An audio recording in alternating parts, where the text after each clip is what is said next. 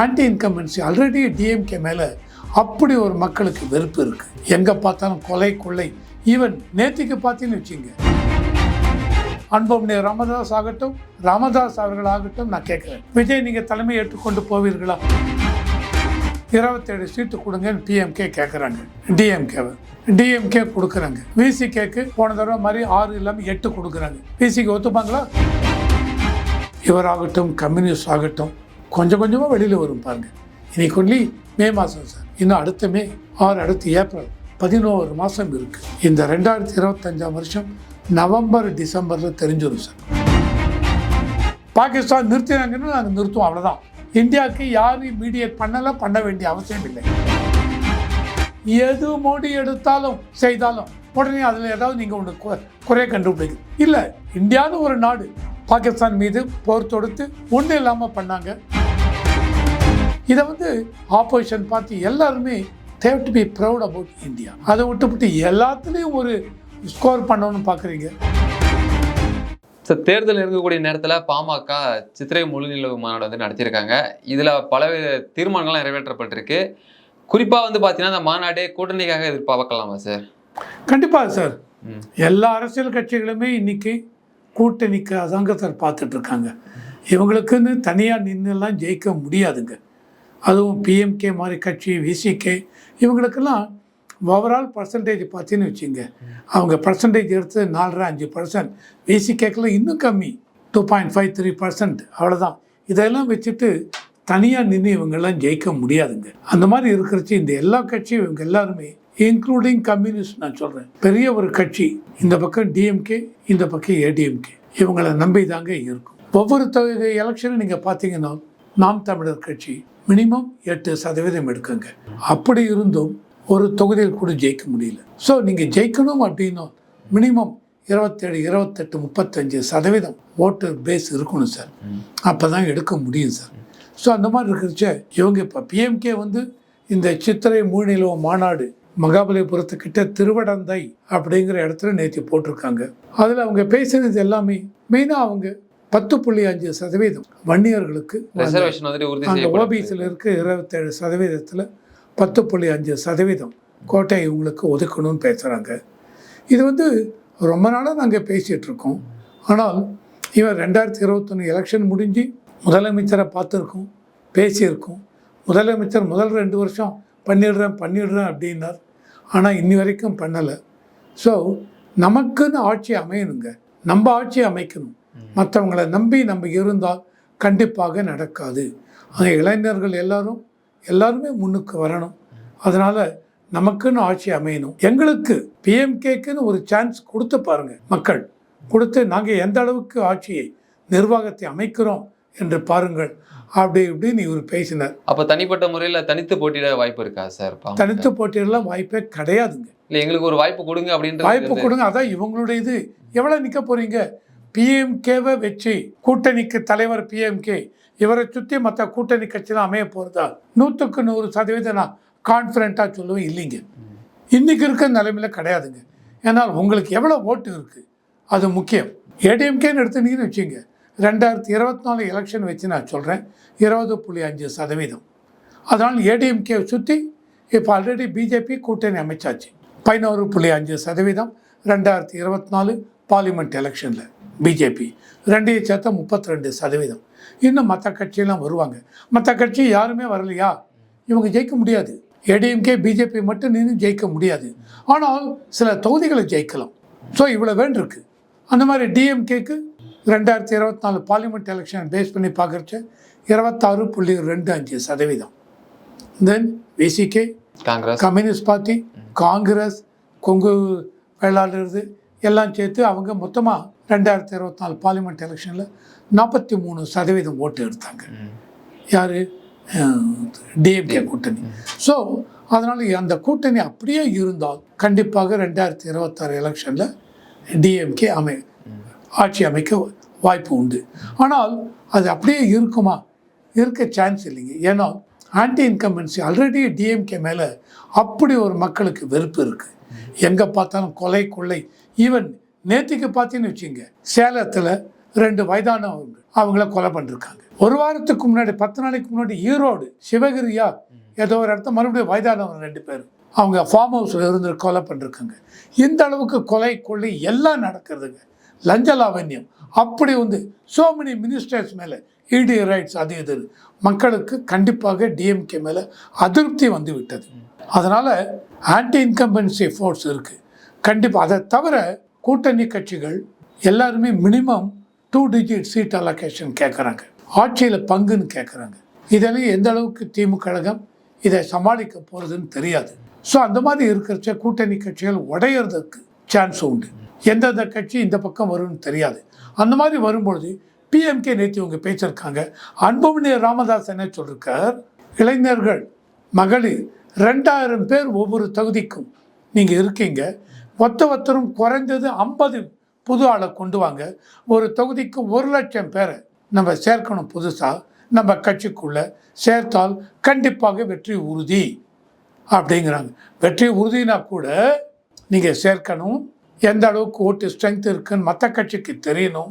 அது தெரிந்தால்தான் மற்ற கட்சி உங்களை தலைமையை தாங்கி ஏற்று வருவார்கள். அது வரைக்கும் பிஎம்கே தனியாக நின்று ஆட்சியெல்லாம் அமைக்க முடியாது. ஸோ இவங்க பிஎம்கே சொல்கிறது என்னன்னா, எங்களுக்கு இவ்வளோ பலம் நாம் கொண்டு வந்தால் மற்றவங்களோட கூட்டணி அமைக்கலாம். யாரோட சேர போகிறீங்க? எந்த ஒரு எலெக்ஷன்லையாவது பாருங்கள், கடைசி மூமெண்ட் வரைக்கும் பிஎம்கே சொல்ல மாட்டாங்க. இங்கே அங்கே இங்கே தான். ஸோ இவங்க ஏடிஎம்கே பக்கம் போகிறாங்களா, டிஎம்கே பக்கம் போகிறாங்களா, விஜய் கூட்டணி விஜயை நீங்கள் தலைமை தாங்கி ஏற்றுன்னு போவீங்களா? அன்புமணி ராமதாஸ் ஆகட்டும், ராமதாஸ் அவர்களாகட்டும், நான் கேட்குறேன், விஜய் நீங்கள் தலைமை ஏற்றுக்கொண்டு போவீர்களா? எனக்கு டவுட்டு தாங்க. என்ன சிக்கல் சார்? திமுகவிலையும் கூட்டணியில் இருந்திருக்காங்க, அதிமுகவிலையும் கூட்டணியில் இருந்திருக்காங்க. புதிதாக ஒரு மாற்றம் ஏற்படும். புதிதாக ஒரு மாற்றம் விஜயை உங்கள் தலைமைக்கேடு வர நீங்கள் வற்புறுத்துவீங்களா, இல்லை விஜய் தலைமையை ஏற்றுக்கொண்டு நீங்கள் போகிறீங்களா? சொல்லுங்க. நீங்கள் 1 லட்சம் பேர் ஒரு தொகுதிக்கு சேர்க்குறீங்கன்னால், அந்த ஒரு நம்பிக்கை உங்களுக்கு இருந்தால், அந்த கான்ஃபிடன்ஸ் இருந்ததுனால் நீங்களே சொல்லலாங்க, 2026 எலெக்ஷனில் குறைஞ்சது 130 சீட் நாங்கள் நிற்க போகிறோம், எங்களை சுற்றி மற்ற கூட்டணி கட்சியெல்லாம் வாங்கன்னு கூப்பிடுங்க. ஆனால் இன்னி வரைக்கும் அதை நீங்கள் சொல்லலை, உங்கள் ஸ்ட்ராட்டஜி என்னன்னே சொல்லலை. ஸோ நீங்கள் மறுபடியும் சொல்கிறேன், இப்படி தான் போகிறீங்க. நாம் தமிழர் கட்சியும் ஒவ்வொரு எலெக்ஷன்லையும் தனியாக நிற்கிறாங்க, 234 தொகுதியில் நிற்கிறாங்க. இன்றைக்கி அவங்க தைரியமாக சொல்கிறாங்க மறுபடியும் 2026 தனியாக நிற்க போகிறேன்னு. பிஎம்கே தெரியாது. அப்படியே பிஎம்கே டிஎம்கே பக்கம் வந்தால் விசிகே அந்த கூட்டணியிலே இருக்காது. பலமாக தான் இருக்க போகுது, பலமாக தான் இருக்கும். ஆரம்பத்தில் இங்கே பார்த்தீங்கன்னு வச்சுங்க, பிஎம்கே இருக்கிற கூட்டணியிலே விசிகே இருக்காது, விசிகே இருக்கிற கூட்டணியில் பிஎம்கே இருக்காது. அப்படியே இருந்தாலும் பிஎம்கேக்கு நாளைக்கு கேட்குறாங்க, ஒரு 25 சீட் எங்களுக்கு கொடுங்க, 27 சீட்டு கொடுங்கன்னு பிஎம்கே கேட்குறாங்க. டிஎம்கே கொடுக்குறாங்க. விசிகேக்கு போன தடவை மாதிரி 6 இல்லாமல் 8 கொடுக்குறாங்க. விசிகே ஒத்துப்பாங்களா? ஈகோ. கண்டிப்பாக விசிகே ஒத்துக்க மாட்டாங்க, கூட்டணி முறிச்சுட்டு வருவாங்க. ஸோ இதுதான் நடக்க போகிறதுங்க. ஸோ பொறுத்திருந்த பார்க்கணுங்க. இன்னி தேதிக்கு ஷூரா சொல்ல முடியாது. ஆனால் பிஎம்கே இந்த நேற்று நடந்த அந்த சித்திரை முழு நிலவு மாநாட்டில் தங்களுடைய நாங்கள் இந்த மாதிரி எடுத்திருக்கோம், இந்த மாதிரி தீர்மானங்கள் கொண்டு வந்திருக்கோம் சொல்றாரு ராமதாஸ் அவர்கள். நீங்க என்ன பண்ணுவீங்கன்னு தெரியாது, இவ்வளவு பேர் இவ்வளவு கூட்டணி எல்லாம் அமைக்கணும், சும்மாவது உட்காந்து இந்த காக்கா பிடிக்கிற வேலையெல்லாம் வேண்டாம், பெர்ஃபார்மன்ஸ் காமிங்க. பெர்ஃபார்மன்ஸ் காமிக்கலன்னா வங்க கடலை தூக்கி எரிஞ்சிருவேன். அதாவது நான் என்ன சொல்ல வரேன் அப்படின்னா, அவரே சொல்றாரு, கட்சியை விட்டு வெளியில் அனுப்பிச்சிருவேன். நீங்க அப்புறம் 4 மொபைல் வச்சுங்க, 5 மொபைல் வச்சுங்க, ரியல் எஸ்டேட் பிசினஸ் பண்ணுங்க, எங்களுக்கு அதை பத்தி கவலை இல்லை. கட்சி முன்னேறணும் அப்படின்னா ஒருத்தரும் பர்ஃபார்மன்ஸ் நீங்க கொடுக்கணும், அதுதான் முக்கியம் அப்படின்னு பேசியிருக்காரு. இது எல்லாமே அந்த பிஎம்கேங்கிற கட்சியை வலுப்படுத்துறதுக்கு தான். இன்னிலேருந்து ஒரு 10 மாதம் 11 மாதம் இருக்கு. அதுக்குள்ள இவங்களுக்கு தெரியும் ஒரு தொகுதியில் புதுசாக எவ்வளோ பேரை நாங்கள் சேர்த்துருக்கோம் அப்படின்னு தெரிந்தாலும் இவங்களுக்கு தெரிஞ்சிடும். அதை மற்ற இவங்க கிட்ட டிஎம்கே ஆகட்டும் இல்லை இந்த பக்கம் ஏடிஎம்கே, இவங்க 2 தான் பெரிய கட்சி, இவங்ககிட்ட எங்களுக்கு பூத் ஸ்ட்ரென்த் இவ்வளோ இருக்குது, புதுசாக இவ்வளோ பேர் சேர்த்துருக்கும், அதனால் எங்களுக்கு இவ்வளோ சீட்டு வேணும், கொடுக்குறீங்களா உங்கள் கட்சிக்கு வரும், இல்லையா டிஎம்கே உங்கள் கட்சிக்கு வரும். இது அவங்க பண்ண போகிறாங்க. அதுக்கு தான் நேற்று அவங்க நடத்தின சித்திரை மாத முழு நிலவு மாநாடு. இல்லை இன்கேஸ் டிஎம்கே பக்கம் பிஎம்கே உள்ள வருது அப்படின்னா விசிகாவை வெளியே அனுப்ப திமுக முடிவு எடுப்பாங்களா சார்? ஏன்னா சிறுபான்மையினர் வாக்குகள் அங்கே இருக்க போகுது, பட்டியலின மக்களோட வாக்குகள் திருமாவளவன் பின்னாடி இருக்கும்போது அப்படியே ஈஸியாக விட்டுருவாங்களா சார் திருமாவளவன் அவர்களே? சார் திருமாவளவன் கேட்பாங்க இருங்க, ஆனால் திருமாவளவன் சீட்டு கேட்பார், பிஎம்கேக்கு எவ்வளோ கொடுக்குறீங்களோ அந்த சீட்டு எங்களுக்கு கொடுங்க, கொடுக்க முடியுமா? டிஎம்கேவில் கொடுக்க முடியாது. இல்லைங்க, பிஎம்கே வேறு, என்ன வேறு, அவங்களுக்கு வட ஆற்காடு, விழுப்புரம் அந்த பக்கத்தில் நல்ல இது இருக்குது, எங்களுக்கு இருக்குது. ஆனால் நீங்கள் இப்போ சொன்னீங்களே சிறுபான்மை இது, எனக்கு சிறுபான்மை இது வந்து மைனாரிட்டி எந்த அளவுக்கு விசிகேக்குன்னு இருக்குன்னு எனக்கு தெரியலைங்க. டிஎம்கேக்கு இருக்கலாம், ஏடிஎம்கேக்கு இருக்கலாம், விஜய் கட்சி எனக்கு தெரியாதுங்க. டோட்டலி நியூ கட்சி. என்னை பொறுத்த வரைக்கும் விஜய்க்கு எந்த அளவுக்கு இருக்குல்ல எனக்கு தெரியாது. இல்லை கிறிஸ்டின்ஸ் பூரா ஓட்டு போடுவாங்க தெரியாது. விஜய் கிறிஸ்துவருங்கிறதுனால கிறிஸ்டின்ஸ் எல்லாரும் அங்கே போடுவாங்களா தெரியாது. இது எல்லாமே யூகம் தான் சார். டிஎம்கே சொல்லுங்கள், மைனாரிட்டி சிறுபான்மையெல்லாம் அந்த பக்கம் நிற்பாங்க. ஏடிஎம்கே நிற்கலாம், பிஜேபிக்கும் நிற்கலாம். இப்போ ரீசெண்ட் இதெல்லாம் பார்த்தீங்கன்னு வச்சுங்க, நிறையா சிறுபான்மை இவங்க எங்களுக்கு எந்த விதத்துலையும் பிஎம்முடைய ஸ்கீம்ஸ் எதுலேயுமே சிறுபான்மை, இவர் இஸ்லாமை சேர்ந்தவர், இவர் கிறிஸ்துவரை சேர்ந்தவர், எங்களுக்கு அந்த ஸ்கீமுக்கு கொடுக்காமலாம் இல்லை. அதனால் நிறைய சிறுபான்மை மக்களை பிஜேபியை சப்போர்ட் பண்ண ஆரம்பிச்சிருக்காங்க. அதனால் விசிகேக்கு எந்த அளவுக்கு சிறுபான்மை இருக்காங்க சப்போர்ட் தெரியாது. மொத்தமே தமிழ்நாட்டில் சிறுபான்மை மக்கள் 5.75% தான் சார், அவ்வளோதான். உத்தரப்பிரதேஷ் மாதிரி 25-26 கிடையாது. ஸோ அதனால் விசிகே இல்லைங்க நான் போகிறேன் அப்படின்னா டிஎம்கே சரி போயிட்டு வாங்க, உங்களுக்கு பதில் பிஎம்கே, உங்களுக்கு 2.5% ஓட்டு இருக்குது, பிஎம்கேக்கு 5 இருக்குது, நான் பிஎம்கே உள்ளே சேர்த்துக்கிறேன், விசிகே நீங்கள் போங்க விட்டுருவாங்க, அவ்வளோதான், ஒன்றும் பண்ண முடியாது. இல்லை திருமாவளவன் ஸ்டாண்டர்ட் எப்படி சார் இருக்க போகுது இந்த எலெக்ஷனை பொறுத்த வரைக்கும்? சீட்டு வந்துட்டு அதிகமாக கேட்பாங்களா, திமுகவே கண்டினியூ பண்ணாலும், இல்லை வந்துட்டு முடிவு வந்துட்டு மாற்றுவாங்க சார், வேற கூட்டணிக்கு பக்கம் போகலாம் அப்படின்றத? அது வந்து now it is too early sir. இவங்க பேசுகிற பேச்செல்லாம் பார்த்தீங்கன்னு வச்சுங்க, இவராகட்டும் கம்யூனிஸ்ட் ஆகட்டும் கொஞ்சம் கொஞ்சமாக வெளியில் வரும் பாருங்கள். இன்னைக்கு ஒன்லி மே மாதம் சார், இன்னும் அடுத்த மே 6, அடுத்து ஏப்ரல், 11 மாதம் இருக்குது. இந்த 2025 வருஷம் நவம்பர் டிசம்பரில் தெரிஞ்சிடும் சார் யார் யார் என்ன கூட்டணின்னு. அது வரைக்கும் இங்கே எல்லாம் பேசிகிட்டு இருப்பாங்க. இவங்க பேசுகிறது எல்லாமே டிஎம்கேவை ப்ரொவோக் பண்ணுறாங்க. இவரும் வாய்ப்புத்திட்டு இருக்கார் முதல்வரும். அவருக்கு என்ன அப்படின்னா கூட்டணி எதுவும் உடையாமல் பார்த்துக்கணும்னு பார்க்குறார். But it's going to be very difficult. அதே மாதிரி கூட்டணி இருக்குமா எனக்கு சந்தேகம் சார். காங்கிரஸ்க்கு பழைய மாதிரி 23 சீட்டு கொடுத்தா ராகுல் காந்தி ஒத்துக்க போகிறாரா? செல்வ பிறந்தகை ராகுல் காந்திகிட்ட போய் சொல்லுவார், ராகுல் ஒத்துக்க போகிறாரா? இல்லை ஸ்டாலின் அவர்கள் போறியா, உங்களுக்கு எலெக்ஷனில் பார்லிமெண்ட்லேயே பார்த்தேன், நாங்கள் உங்களை தோளில் சுமந்துட்டுருக்கோம், உங்களுக்கு இவ்வளோ தாங்க கொடுப்போம் அப்படின்னு அந்த அளவுக்கு சொல்லுவதற்கு தைரியம் இருக்கா டிஎம்கேக்கு? எதனால் கேட்குறேனால் ஆன்டி இன்கம்பன்சி 43 ஓட்டு சதவீதம் எல்லா இதையும் சேர்த்து பார்லிமெண்ட் எலெக்ஷன் வாங்கினீங்க. இன்றைக்கி ஆன்டி இன்கம்பன்சினால் மினிமம் 5, 6, 8% கூட அடி வாங்கலாம். அப்படி அதிகபட்சம் 8% அடி வாங்கினால் 43லேருந்து 8 கழித்தால் 35% தான் ஓட்டே வரும் கூட்டணி. Because of this anti incumbency factor. இதெல்லாம் பார்க்குறச்ச இதனால தான் முள்ளு மீது விழுந்த சேலை போல் ரொம்ப இவர் பார்த்து தான் டிஎம்கே ஸ்டாலின் அவர்கள் கூட்டணி உடையாமல் சிதறாமல் இருக்கணும்னு பார்ப்பார்.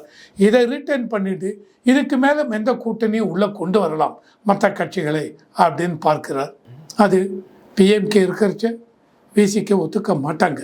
இது பெரிய ஒரு இதுவாக தான் நடக்கும். இல்லை பிஎம்கே நாங்கள் இங்கேயே இருக்கோம், என்டிஏ கூட்டணினால் ஏற்கனவே 20.5, இவங்க 11.5, பிஜேபி 32, இவங்களுக்கு ஒரு 4.5% 36, டிஎம்டிகே ஒரு 2.5 39. இதை தவிர என்டிகே உள்ளே வராங்களா?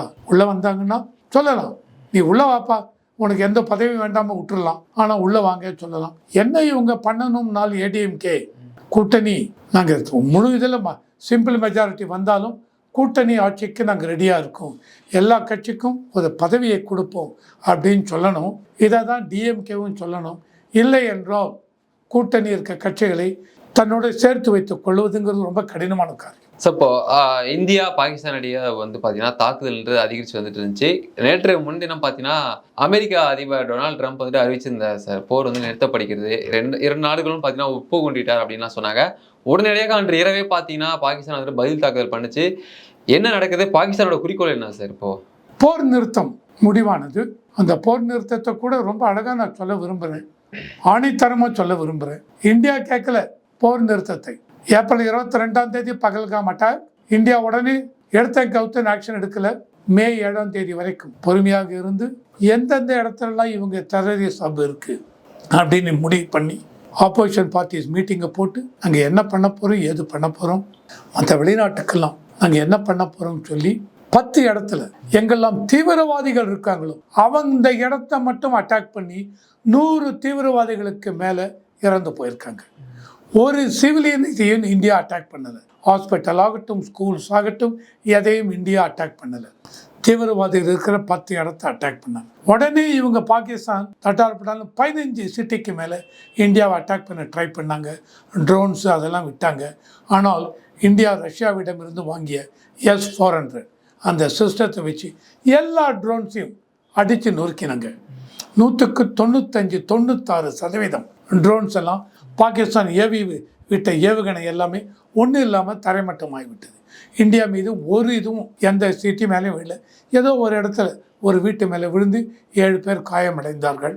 ஆனால் அதுக்கப்புறம் இந்தியா பாகிஸ்தானில் இருக்க 6-7 ஏர்பேஸை தரைமட்டமாக ஆக்கினாங்க, அடித்து நொறுக்கினாங்க. தென் ராவல்பிண்டி, கராச்சி அந்த பக்கம் நேவல் ஃபோர்ஸை கொண்டு போய் நிறுத்தினாங்க.